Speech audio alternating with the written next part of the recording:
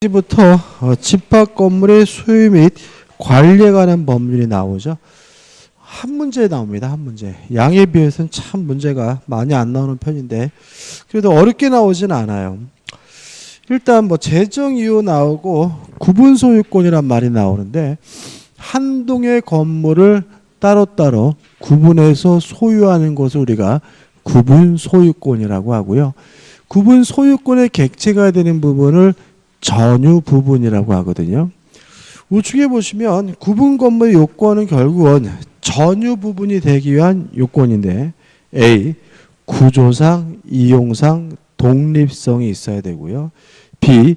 소유자의 의사, 다시 말하면 구분 의사 내지 행위가 있어야 되고요. 넘겨보시면 판례가 나오는데 이게 뭐냐면 등기할 필요는 없다. 다시 말하면 건축물 대장에 등록하지 않아도 구조상, 이용상 독립성이 있고 구분 소유 행위 내지 의사가 있으면 그것만으로 집합 건물이 뭐가 돼요? 성립이 된다. 이런 얘기거든요. 따라서 만약에 집합 건물이 성립되는 시점은 건축물 대장에 등록한 때다. 그럼 뭐가 돼요? X가 된다. 그거 하나 꼭 기억해 두시기 바라고요. 그 다음에 전유 부분을 제외한 나머지 부분을 우리가 공용 부분이라고 하는데 두 가지가 있죠. 구조상 공용 부분, 다른 말로는 법정 공용 부분이라고 하는데요. 뭐 계단, 엘리베이터, 복도처럼 구조적으로 명백히 공동으로 쓰는 부분을 우리가 구조상 공용 부분이라고 하고, 우측에다 규약상 공용 부분은 원래는 전유 부분이지만 아파트의 규약이나 공정증서로서 공용 부분으로 쓰기로 한 부분을 우리가 규약상 공용 부분이라고 하고요.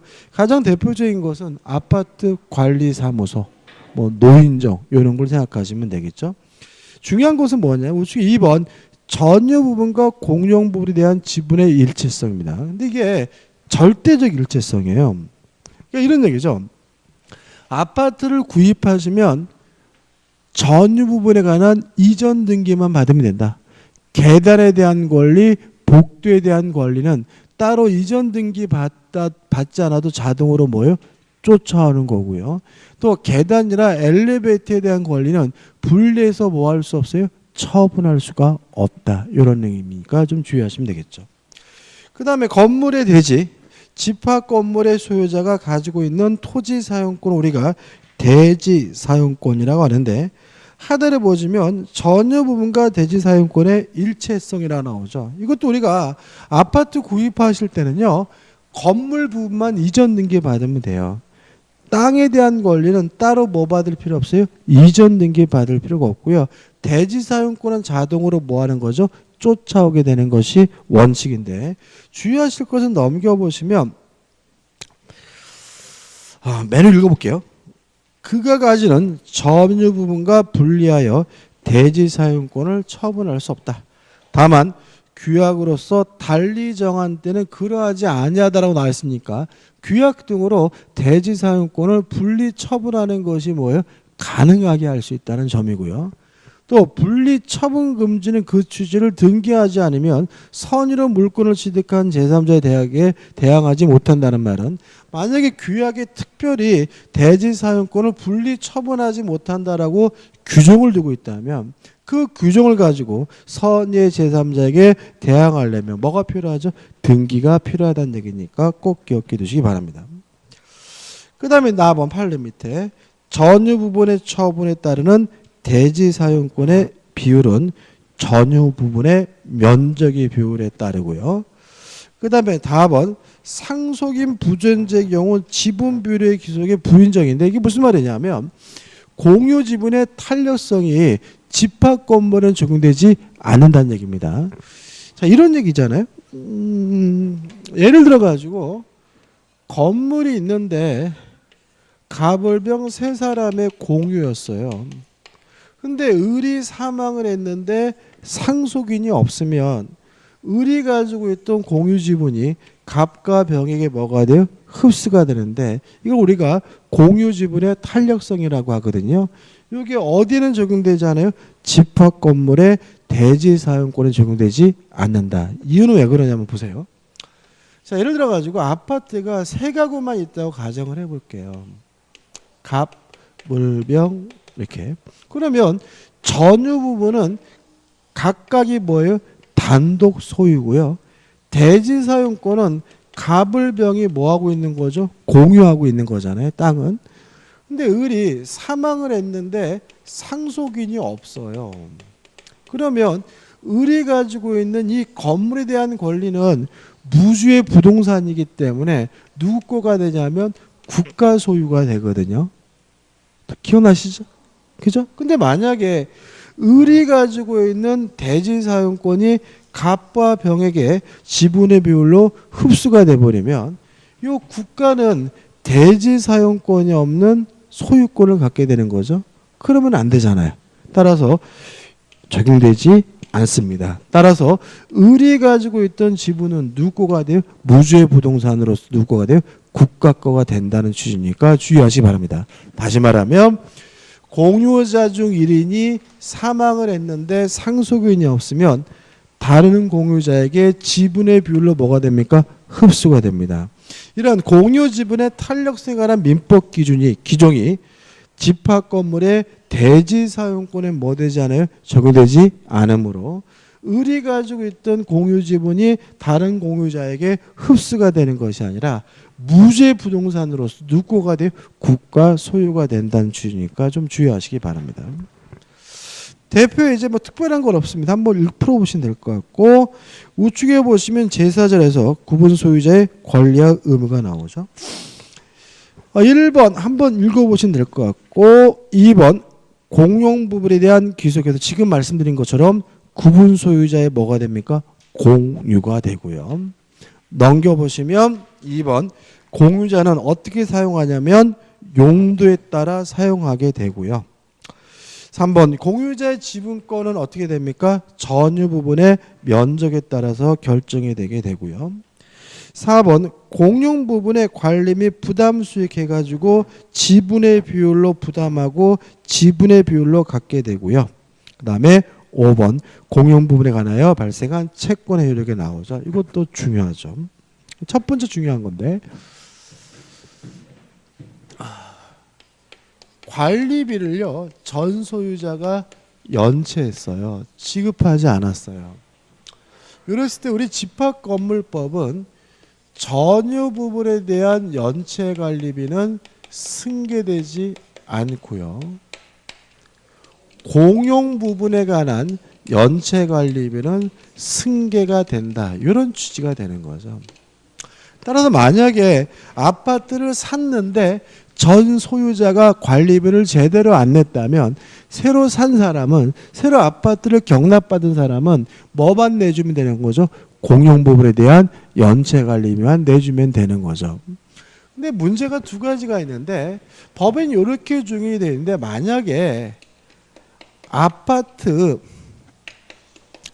관리 규약에 전유 부분에 관한 연체 관리비도 승계된다라고 규정을 두고 있다면 이 규정의 효력은 어떻게 될 것이냐 문제에 대해서 우리 판례는 규정 자체가 무효라는 것이 우리 판례 입장입니다.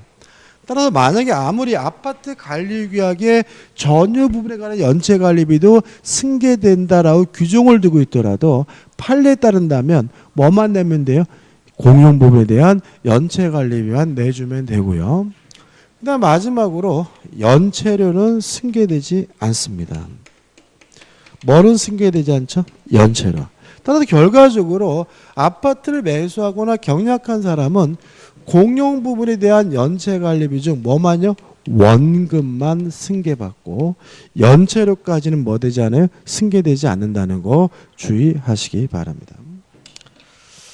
그 다음에 6번 일부 공용 부분의 관리 한번 읽어보시면 될 것 같고 그 다음 우측에 보시면 공용 부분의 변경입니다. 이것도 시험은 잘 나오는데 일단 공용 부분을 변경하려면 4분의 3 이상의 찬성이 필요합니다. 다만 계량행위로서 과다한 비용이 들지 않으면 예외적으로 과반수의 찬성으로 변경할 수가 있고요. 또 집합 건물이 만약에 콘도 및 휴양시설인 경우에도 4분의 3이 아니라 과반수의 찬성만으로도 변경할 수 있다는 거 주의하시기 바랍니다. 그 다음에 의무 위반죄에 대한 조치에서 1번 공동의 이익에 반한 행위의 정지 청구 이렇게 나와 있죠. 여기서 좀 조심할 것은 뭐냐면 옆에다가 좀 메모를 해보면 옆에다 화살표 찍 해가지고 관리인 또는 집회 결의로 지정된 자 이렇게 하나 좀 메모해 주시기 바랍니다. 다시 말하면 공동의 이익에 반하는 행위를 하는 사람에게는 그 행위를 하지 마라 행위의 정지를 청구할 수가 있는데 구분 소유자가 개별적으로 청구할 수 있는 것이 아니라 구분 소유자의 대표인 관리인 또는 집회 결의로 지정된 자가 행위의 정지를 청구할 수가 있고요. 2번 사용금지 청구 옆에다가 화살표 찍혀가지고 4분의 3 이상의 찬성이죠.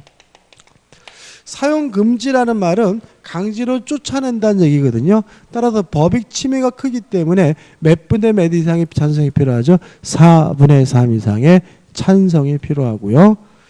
그 다음에 3. 구분 소유권의 경매 청구 옆에다가도 화살표 찍혀가지고 뭐 하는 거죠? 4분의 3 이상의 찬성이 필요한 거죠. 다시 말하면 강제로 쫓아낸 것이 아니라 아예 경매할 곳을 법원에다가 청구할 수 있는데 이것도 몇 분의 몇 이상의 찬성이죠? 4분의 3 이상의 찬성이죠. 그 저번 주인가 저저번 주에 그 진주인가 거기서 기억나세요? 아파트에다가 불 지르고 내려오는 사람을 상대로 칼이 들어가지고 사람 죽인 놈이 있었죠. 그죠? 근데 그 내용을 이렇게 보니까 그 사건도 엽기적이지만 그동안도 아파트 주민들한테 폐악질을 굉장히 많이 했더라고요. 특히 뭐죠? 집에 가서 막 두들기고 막 폭력 휘두르고 막 윗집 올라가서 막 그러고 그런 사람에 대해서는 저는 개인적으로 여기 나와 있는 것처럼 사용금지 청구를 하거나 아니면 뭐죠? 경매 명령을 청구해가지고 민사적으로도 그 사람을 뭐 할 수 있어야 돼요? 강제로 쫓아내야 됩니다. 그러니까 다시 말하면 뭐 사이코패스다 뭐 또 뭐라 그러더라고요? 또 정신분열증이요? 또 정신분열증이라는 말을 쓰면 안 된다며요. 뭐 아무튼 뭐 정신병 이렇게 얘기하는데 저 보면은 만약에 그런 식으로 이웃거주자에게 막 폭력을 행사하거나 막 술 먹고 땡깡을 부리거나 막 흉기를 들고 달리고 그런다면은 적극적으로 뭐죠? 사용 금지를 청구하거나 아니면 법원에다가 뭐죠? 경매 명령을 청구해 가지고 그 아파트에 살지 못하도록 뭐예요? 쫓아내야 되는 것이지 그냥 참는다고 장땡은 아닌 것 같아요. 그죠? 아무튼 안타깝더라고요. 경매 명령 청구고. 그다음 만약에 마지막으로 점유자에 대한 인도 청구인데 여기서 점유자는 누구를 말하냐면 세입자를 말한다. 다시 말하면 이러한 의무를 위반한 행위를 한 사람이 세입자라면 임대인에게 임대해 주라고 뭐 할 수 있어요? 청구할 수가 있는데 이것도 강제로 쫓아내는 것이기 때문에 몇 분의 몇 이상의 찬성이죠? 4분의 3 이상의 찬성이 필요하다까지 기억하시면 되겠죠. 그 다음에 기타 해서 1. 건물 설치 보존사항의 하자 추정인데 참 잘 나오는 지문입니다. 내용이죠. 만약에 전유 부분의 하자로 인해서 타인에게 손해를 가한 경우는 공용 부분에 존재한 것을 일단 추정을 하고요. 2번 구분 소유권의 매도 청구인데 무슨 말일까요? 자, 이런 얘기죠. 예를 들어 가지고 요 가불병이 소유하고 있는 구분 건물에 을이 대지 사용권을 상실했어요. 그러면 요 대지 사용권을 취득한 사람이 을에게 철거해달라고 요구할 수 있을 텐데 철거할 수가 없죠. 을의 걸 철거하면 다른 곳들도 무너지잖아요. 따라 이때는 뭐 할 수 있습니까? 매도를 청구할 수가 있다. 다시 말하면 대지 사용권을 취득한 사람은 구분 소유자에게 전유 부분에 대한 매도를 뭐 할 수 있어요? 청구할 수가 있고요. 3번 대지 공유자의 분리 청구가 금지가 된다. 4번 분양자의 뭐가 나오죠? 담보 책임이 나오죠. 이것도 좀 간단하게 좀 기억해 두셔야 되는데 첫째 기억할 것은 강행 규정이다. 이게 무슨 말이냐면 우리 민법 매매에서 배우는 매도인의 담보치기 관한 규정은 임의 규정이에요. 특약으로 뭐 할 수 있어요? 배제할 수 있는데 아파트를 분양받은 경우, 아파트를 산 경우에는 이것이 뭐로 바뀌어요? 강행 규정으로 바뀝니다. 따라서 수분양자죠. 분양받은 사람에게 불리한 특약은 뭐가 되냐면 무효가 됩니다. 그 다음에 두 번째 제척기간인데 뭐 10년짜리도 있고 5년짜리가 있는데 그냥 우리는 한 가지만 기억하시면 돼요. 10년이다. 이게 무슨 말이냐면 자 우리가 매도인의 담보 책임에서 물건에 하자가 있으면 안날로부터 6개월이잖아요. 근데 아파트 같은 경우는 물건에 하자가 있다는 사실을 안날로부터 6개월이면 너무 짧잖아요. 그래서 6개월이 아니라 몇 년인 거예요? 10년인 거죠. 근데 문제가 되는 것은 이 제척 기간의 기산점인 거죠. 안날로부터는 아니고요. 전유 부분인 경우에는 언제부터 10년이냐면 인도받은 때부터 몇 년이죠? 10년인 거고 만약에 공용 부분에 관한 하자인 경우에는 사용 승인일 또는 사용 검사일부터 10년이 되고요. 그 다음에 세 번째로 이러한 담보 책임은 누가 부담하냐면 원칙적으로 시공자가 부담하는 것이 아니라 분양자가 부담하게 되는데 다만 분양자가 망하면 이때는 시공자도 보충적으로 담보 책임을 부담하게 된다는 것도 기억해 두시기 바랍니다. 물론 시험 문제 쉽게 나와요. 분양자 많이 부담한다. X. 분양자가 부담하는 것이 원칙이지만 분양자가 망하면 누가요? 시공자도 분양할 수가 있고요. 또 시공자가 담보 책임을 부담한다. X. 누가 부담하는 게 원칙이죠? 분양자가 부담하는 것이 원칙이다. 정도만 정확하게 숙지해 두시면 됩니다. 그 다음에 넘겨보시면 분양자의 기타 의무는 한번 읽어보시면 될 것 같고 그 다음에 관리단 및 관리인가 규약 집행에서 관리단이 나오죠. 일단 관리단은 누구를 말하냐면 입주자 대표회의가 아니라 구분 소유자의 모임을 말합니다. 쉽게 말하면 집주인의 모임을 우리가 관리단이라고 하고요.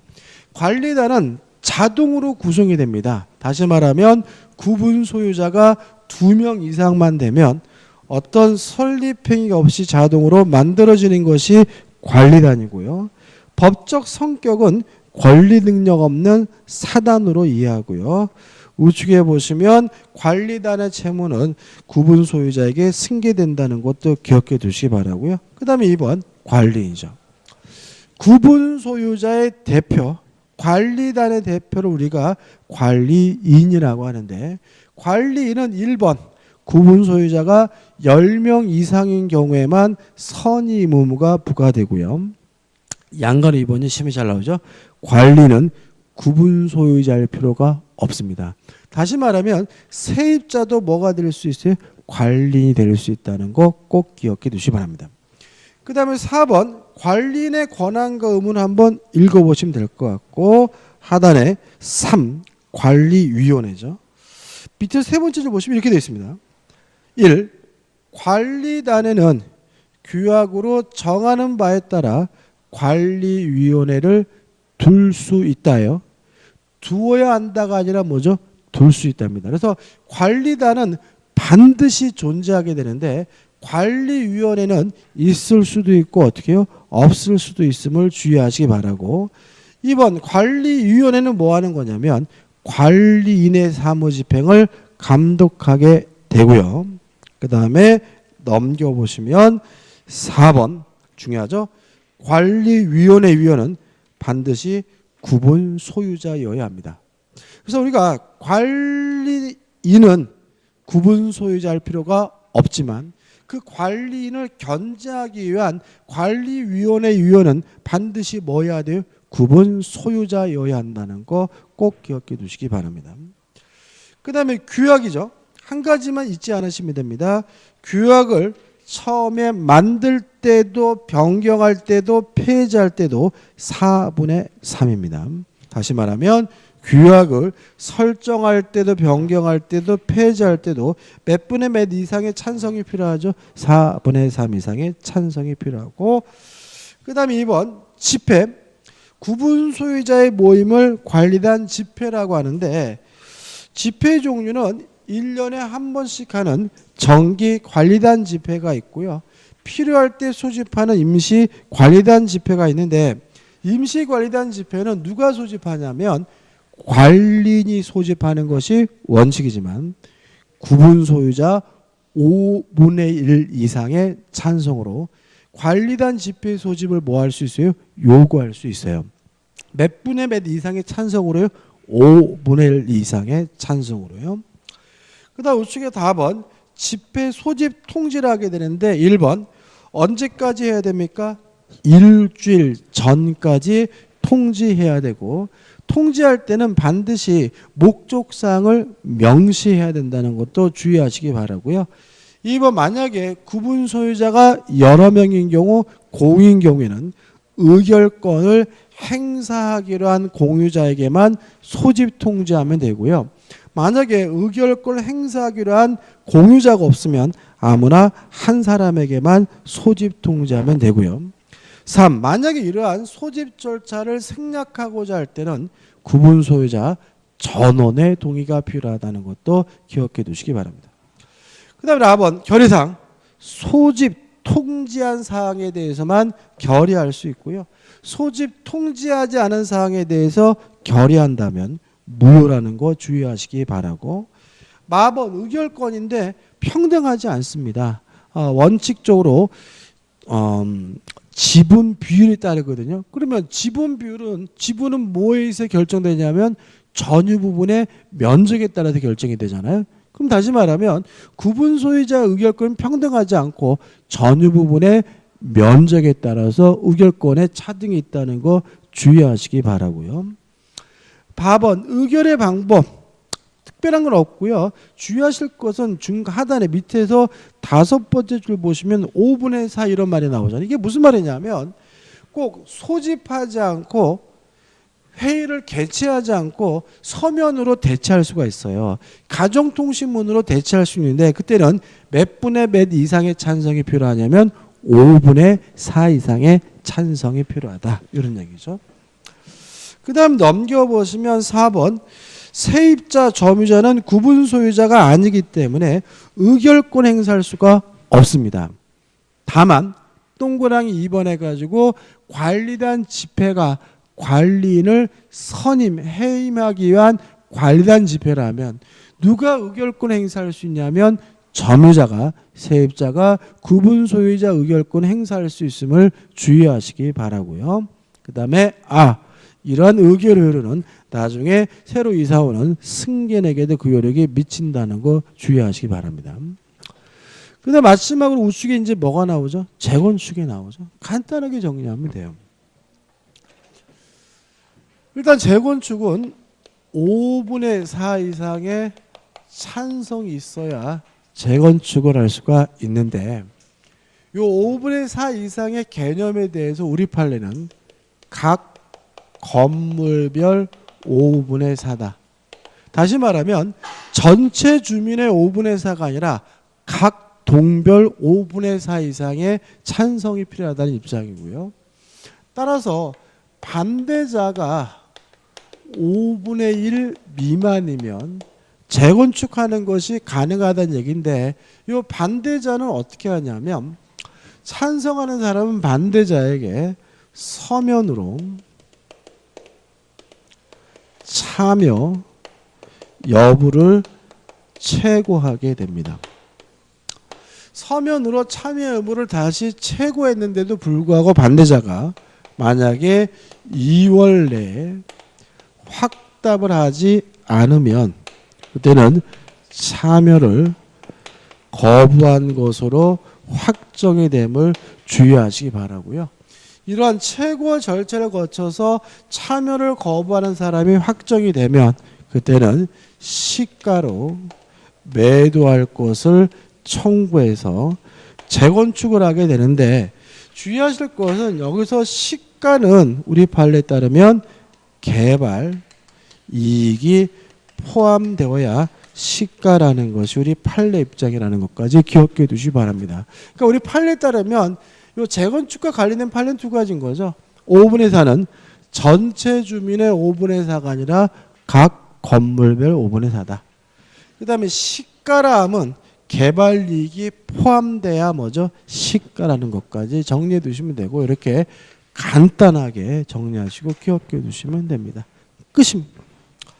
자, 이렇게 해서 집합건물법 끝냈고요. 이제 바로 어디로 갈 거냐면 645페이지 가등기 담보등이라는 법률로 갑니다. 가등기 담보등이라는 법률은요, 좀 어려워하세요. 어려워하시지만 실제로 어려울 거 하나 없습니다.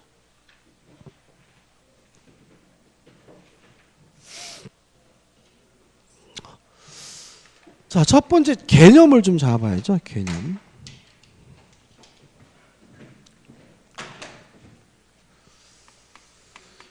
을이 갑에게요 1억을 빌려주고 1억을 담보하기 위해서 갑 소유 A 부동산에 관한 소유권을 을에게 이전해 줬다면, 이전하는 걸 우리가 뭐죠?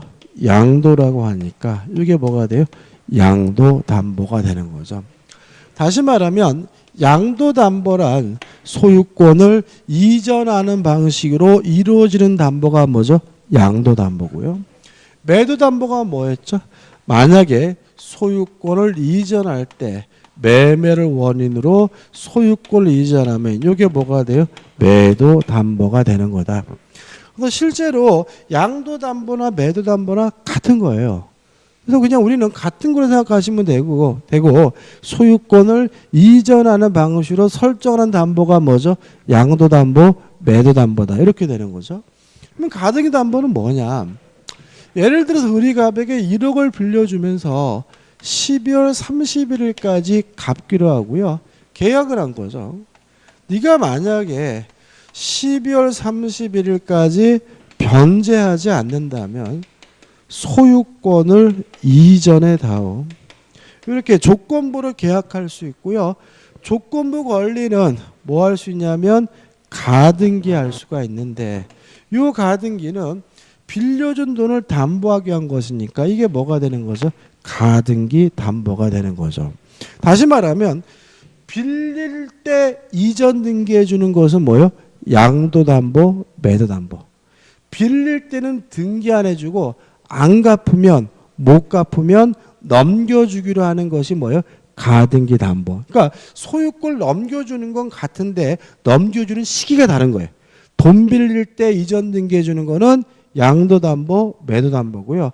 안 갚으면 이전 등기해 주는 건 뭐예요? 가등기 담보, 가등기 담보가 되는 거죠. 자, 물론 우리가 가등기 담보를 기준으로 공부할 건데 한번 생각해 보죠. 자, 지금 등기가 어떻게 되어 있냐면 요 A 건물의 등기부 등본을 떠봤더니 등기부 갑구에 1번에서 갑 앞으로 소유권 등기가 되어 있고요. 2번에서 을 앞으로 가등기 담보가 설정이 되어 있고요. 이 사례도 같이 기억해 두시면 좋아요. 그 다음에 을구를 봤더니 을구에는 어떻게 되어 있냐면 1번 해가지고 병 앞으로 저당권 등기가 되어 있고요. 2번 해가지고 정 앞으로 저당권 등기가 되어 있어요. 자, 그 다음에 우효를 따질 때는 우리가 여러분들 공시법 시간에 구가 다르면 별구는 접수번호 가지고 우효를 따진다고 했거든요. 그래서 이거를 구가 다르면 접수번호를 보면 우효를 알 수 있는데, 접수번호를 봤더니 병이 1순위고 을이 2순위고 정이 3순위라고 뭐죠? 가정을 해보잔 말이죠. 여기서 첫 번째 가등기 담보, 양도 담보, 매도 담보는요 저당권입니다. 저당권하고 어느 정도 똑같냐면요. 글자 하나 안 틀리고 똑같습니다. 따라서 만약에 이 건물이 경매가 됐을 때는 이 가등기 담보를 뭐로 취급하냐면 저당권으로 취급하게 됩니다. 따라서 경매가 이루어지면 모든 저당권은 무조건 소멸단단한 성질에 따라서 병, 을, 정 다 소멸하고요. 또 등기된 순서에 따라서 병이 1순위, 을이 2순위, 정이 3순위로서 뭘 받아요? 배당을 받고요. 이때 가등기 담보는 뭐로 취급하는 거죠? 저당권으로 취급하는 거예요. 근데 제가 지금 방금 뭐라 했냐면 글자 하나 안 틀리고 똑같다 그랬거든요. 그래서 만약 여러분들이 문제 보시는데 가등기 담보라고 나와 있어요. 양도 담보라고 나와 있는데 뭔 소리인지 모르겠어요. 그러면 뭐로 바꿔서 문제 푸는 거예요? 저당권으로 바꿔서 문제 푸는 거예요. 가등기 담보권자는 물상대위권이 없다. 뭐로 바꾸면요? 저당권은 물상대위권이 없다. X. 간단하잖아요. 그죠? 양도 담보권자는 과실수취권이 있다. 뭐로 바꿔요? 저당권. 저당권자는 과실수취권이 있다. X. 그래서 이게 가등기 담보, 양도 담보, 매도 담보를 뭐로 바꾸면요? 저당권으로 바꾸면 아주 지문이 쉬워져요. 매도 담보에 하여 담보되는 지연배상금은 1년분에 한한다. 뭐로 바꾸면요? 저당권으로 바꾸면 저당권에 의해 담보되는 피담보 채권 중 지연배상금은 1년분에 한한다. 그러면 뭐죠? 오, 맞는 짐이 되는 거죠. 그죠? 글자는 안 틀리고 똑같습니다. 다만 뭐가 다르냐면 혹이 하나 붙었다고 생각하시면 돼요. 권리, 취득에 의한 실행을 할 수도 있는 특수한 저당권이 가등기 담보, 양도 담보 뭐죠? 매도 담보다. 이렇게 기억하면 되고, 그래서 이 부분은 민법의 저당권에 관한 부분이 적용되는 거고요. 이 권리 취득에 의한 실행 부분은 뭐죠? 가등기 담보법이 적용되겠죠. 여기까지가 이제 가담볼 보기와 뭐죠? 사전 지식인 거예요. 자, 교재 볼게요. 자, 645조 보시면 최종 목적이 나와요. 적용해서 적용 범위가 나오거든요. 근데 저는 요새 좀 보면 오늘도 뉴스 보다 보니까 그 보이스피싱으로 7억 뺏긴 분이 자살하셨더라고.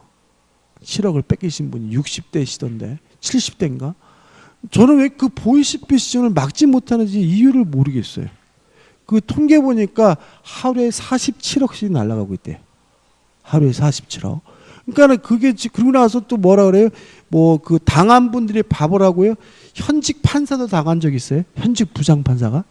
다시 말하면 현직 부장판사가 보이스피싱을 당할 정도라면 일반인이 주의한다 그래서 안 나갈 사항이 아니라는 거예요. 그 사항이 되면. 그러니까 다시 말하면 우리는 뭐예요? 재수 좋으니까 안 당하고 있는 것이지 이게 뭐예요? 걸리면 당한다는 거잖아요. 근데 이걸 국가가 왜 내비두냐고요. 저는 이해를 못하겠어요. 그러니까 오늘 아까 인터넷 보다 보니까 자살했다는 얘기 들으니까 아니 이거를 왜 국가가 이거를 아직도 방지하지 못하고 이런지 전 이해를 못하겠어요.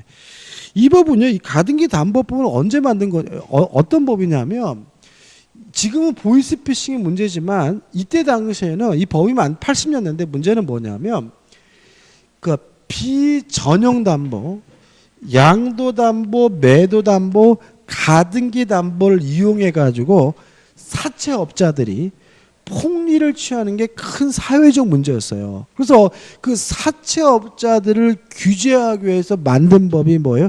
가등기 담보 등에 관한 법률이에요. 그럼 여기서 이제 적용 범위해 가지고 가 이렇게 나와 있는데 첫 번째 기억할 것이 뭐냐면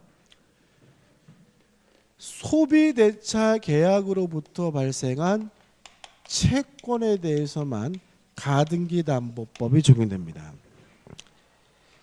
이게 무슨 말이냐면 법의 목적 자체가 누구를 규제하기 위한 법이었어요? 사채업자를 규제하기 위한 법이니까 사채업자의 범위를 좁히는데 법에다가 사채업자라고 써놓을 수가 없잖아요. 근데 사채업자는 뭐 하는 사람이에요? 돈 빌려주는 사람이죠. 돈 빌려주는 계약이 뭐예요? 소비대차 계약이죠. 따라서 이 가담법은 모든 채권에 다 적용되는 것이 아니라 오로지 소비대차 계약으로부터 발생한 채권에 대해서만 적용됩니다. 매매대금 채권 적용되지 않습니다. 공사대금 채권 적용되지 않아요. 임금 채권 적용되지 않아. 오로지 뭐만요? 소비대차 계약으로부터 발생한 채권에 대해서만 적용되고요. 그 다음에 두 번째는 사채업자들이 뭘 이용했냐면 양도담보, 매도담보, 가등기담보를 이용했잖아요. 따라서 법 이름은 가등기담보법이지만 가등기담보에 대해서 뿐만 아니라 양도담보, 매도담보에 대해서 다등기담보법이 뭐가 돼요? 적용이 되고요. 그 다음에 세 번째로는 지금 사채업자들이 폭리를 취하는 것을 규제하기 위한 법이었잖아요. 따라서 목적물의 가액이 채권액보다 초과된 경우에만 가담법을 뭐하고 있어요? 적용하고 있다는 점이죠. 예를 들어 빌려준 돈이 1억인데 가등기담보가 설정된 물건이 9천만 원짜리예요. 안 갚는다고 먹더라도 뭐일 수가 없어요? 폭리일 수가 없잖아요. 그러니까 결국은 빌려준 돈보다 담보가 설정된 목적물의 가액이 더 뭐예요? 비싸야 안 갚는다는 이유로 먹으면 뭐가 되는 거예요? 폭리가 되는 거니까 목적물의 가액이 뭐보다 더 커야 돼요? 채권액보다 더 큰 경우에만 가담법이 뭐 되고 있어요? 적용되고 있도록 규정하고 있는 거죠. 이 세 가지는 꼭 기억해 두셔야 돼요. 첫째, 소비대차 계약으로부터 발생한 채권이어야 된다. 두 번째, 가등기담보뿐만 아니라 양도담보, 매도담보에도 적용된다. 세 번째, 목적물의 가액이 뭐보다 더 커야 돼요? 채권액보다 더 커야 된다는 끝이죠. 그 다음 647페이지 오시면 가등기담보권의 설정 이전 넘겨보시면 648페이지 가등기담보권의 성질 및 효력 한마디로 줄 수 있어요. 저당권과 똑같다.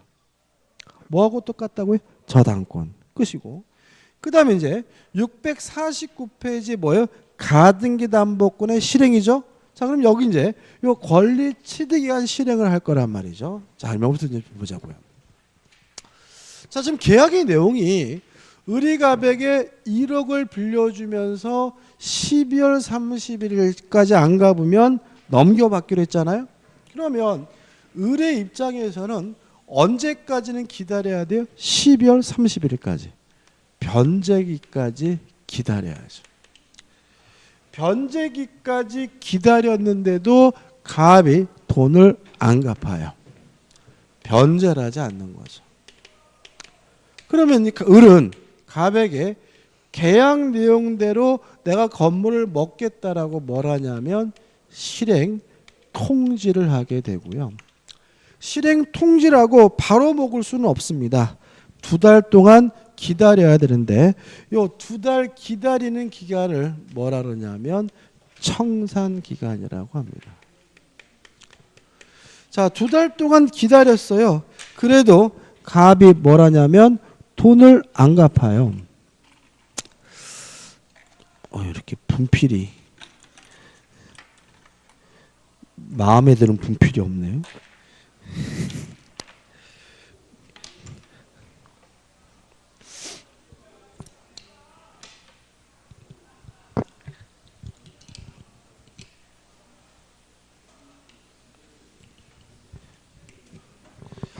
자, 실행 통지라고 2달 동안 기다렸는데요. 그래도 돈을 안 갚아요. 그러면 이제 을은 뭘 하냐면 청산금을 지급하게 됩니다. 여기서 청산금을 지급할 때 뭘 받게 되냐면 본등기할 수 있는 서류를 교부받게 되는 거죠. 이 서류를 받아서 자기 앞으로 본등기를 하게 되면 모든 절차가 다 뭐 하게 되냐면 끝나게 되는 거죠. 그래서 기본적 틀은 변제기가 지난 후에 실행 통지라고 2달 동안 기다렸다가 청산금을 지급하고 자기 앞으로 본등기를 하게 되면 모든 절차가 다 뭐하게 끝나게 되고 주의할 점은 요 내용은 강행 규정입니다. 특약으로 뭐 할 수 없어요? 배제할 수가 없다는 점. 또 청산금을 지급하는 것과 본등기할 수 있는 서류를 교부받는 것은 동시 이행 관계입니다. 따라서 청산금을 주려고 하는데 본등기 서류를 안 주면 청산금 못 주겠다라고 뭐 할 수 있어요? 거부할 수 있다는 것도 주의하시기 바라고요. 여기다 이제 살을 붙이면 돼요. 자, 실행 통지를 할 때 뭘 통지하냐면요. 청산금이 얼마인지를 통지하게 되고요. 물론 청산금이 없다면 없다는 사실이라도 뭘 해야 돼요?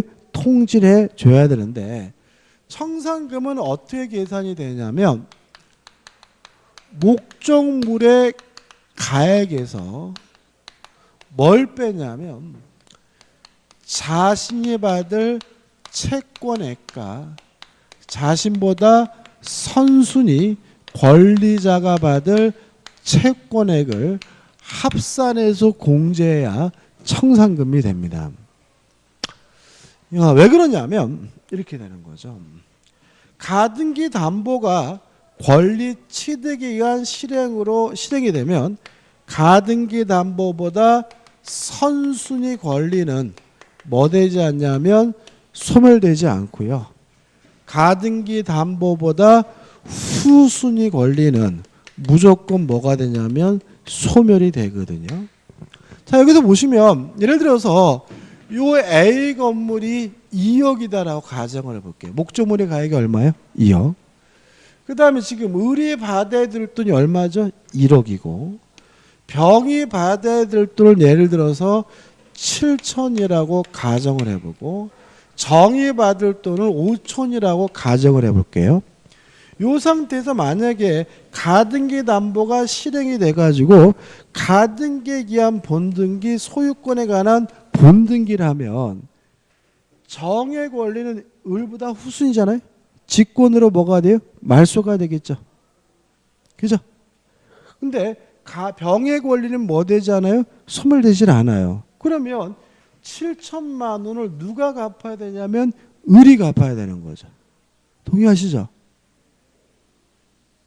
지금 순서가 병, 을, 정이잖아요. 순서가. 그러면 병이 가등기에 기한 소유권에 관한 본등기라면 후순위 권리인 정의 저당권 등기는 등기관이 뭐죠? 직권으로 말소하니까 뭐가 되겠어요? 소멸이 될 것이고 얘보다 선순위인 병은 뭐 되잖아요? 소멸되지 않으니까 을이 소유권을 취득하더라도 병저당권 등기는 남아있잖아요.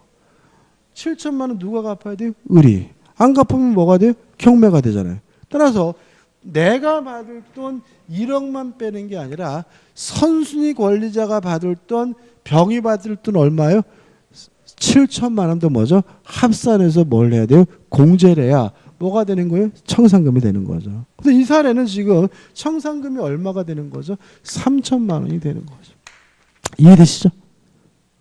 표정이 왜 그래요? 맞죠? 목적물이 얼마라고요? 2억. 을이 받을 돈이 얼마예요? 1억. 병이 받을 돈이 얼마예요? 7천. 그럼 얼마예요? 3천만 원이 뭐가 돼요? 청산금이 되는 거죠. 이 계산하는 것도 나와요. 그죠? 그 다음에 두 번째 주의하실 것은 목적물의 가액을 평가하기 위해서 객관적으로 평가할 필요는 없다. 우리 판례는 주관적으로 임의적으로 평가하는 것도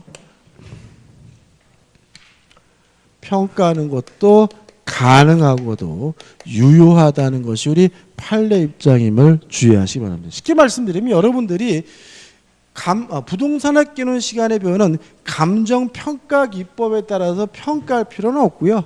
대충 그냥 알아봤던 시세가 뭐예요? 2억이라더라. 이렇게 주관적 임의적으로 평가하더라도 가능하고도 뭐죠? 유효하다는 것이 우리 판례 입장이라는 거 기억해 두시기 바라고요.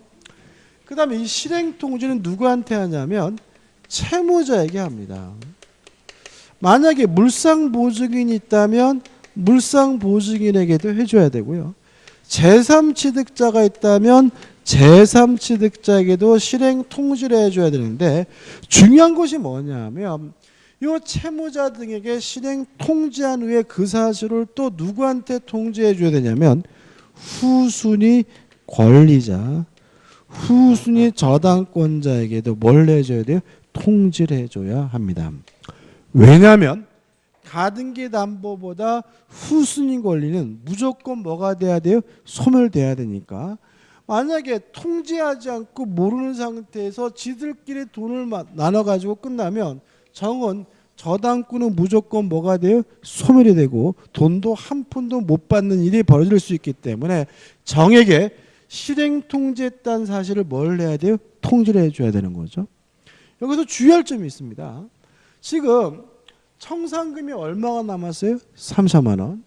근데 정은 지금 얼마를 받아야 돼요? 5천만 원. 금액이 적죠. 이때 정이 청산금을 더 달라고 땡깡 버릴 수 있느냐? 없다라고 법에 규정을 두고 있습니다. 다시 말하면 후순위 저당권자는 청산금의 액수, 수액을 가지고 다툴 수는 없습니다. 그러면 어떻게 할 것이냐? 청산금의 액수가 마음에 안 든다면 2개월이라는 청산 기간 내에 뭐 하는 것이 가능하냐면 경매를 청구하는 것이 가능하고요. 주의하실 것은 아직 자신이 받을 채권의 변제기가 도래하지 않았더라도 뭐 할 수 있습니까? 경매를 청구할 수 있다는 것이 우리 법의 태도라는 것까지 기억해 두시면 돼요. 끝입니다. 일단. 그래서 교재 보시면은 좀 어렵게 복잡하게 나와 있는데 권리 취득이한 실행에서 지금 제가 설명드린 내용이 어디까지 나오고 있냐면 652페이지 상단까지 나오는 거죠. 그 다음에 652페이지 중간에 경매에 의한 실행은 뭐가 되는 거죠? 얘를 뭐로 본다고요? 저당권으로 본다라고 생각하시면 끝인 거고, 그 다음에 2번 양도담보의 경우에는 뭐가 달라지냐면 요거만 달라지는 거죠. 양도담보, 매도담보는 이미 자기 앞으로 뭐가 되어 있어요? 소유권 이전 등기가 되어 있죠. 따라서 양도담보, 매도담보권자는 언제 소유권을 갖냐면요, 청산금을 지급하는 순간 소유권을 가져요. 이미 자기 앞으로 뭐가 되어 있어요? 본등기가 되어 있으니까. 그래서 본등기할 필요는 없다. 나머지 변제기가 지난 후에 실행 통지하고 2달 기다렸다가 뭘 지급하면요, 청산금을 지급하는 순간 양도담보, 매도담보권자는 뭘 갖게 돼요? 소유권을 갖게 된다. 그것만 다른 거죠. 그 다음 우측에 후순위 권리자의 보는 요거죠. 자, 후순위 권리자, 후순위 저당권자는 청산금의 액수 가지고는 다툴 수가 없고요. 2개월이라는 청산기간 내라면 변제기가 도래하지 않았더라도 뭐 할 수 있습니까? 경매를 청구할 수 있다는 것만 기억하시면 되고, 그 다음 이제 마지막으로 655페이지 오시면 뭐가 나오냐면 채무자 등의 말소 총호가 나와요. 간단하게 정리하면은 이런 얘기입니다. 지금 채무자는 지금 돈을 못 갚아가지고 돈을 못 갚아가 지금 부동산을 뺏길 판이잖아요.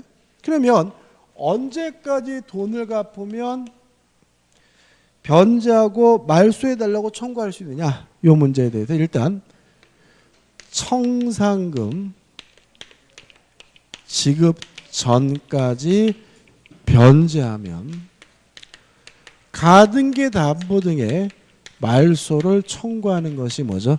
가능합니다. 언제까지 돈을 갚으면 되는 거죠? 청산금을 지급받기 전까지 변제하면 말소해달라고 뭐 할 수 있어요? 청구할 수가 있는 거죠. 근데 만약에 청산금이 없어요. 청산금이 없다면 가등기 담보의 경우에는 언제까지 돈을 갚으면 되냐면 본등기 전까지 변제하고 말소해달라고 청구할 수가 있고요.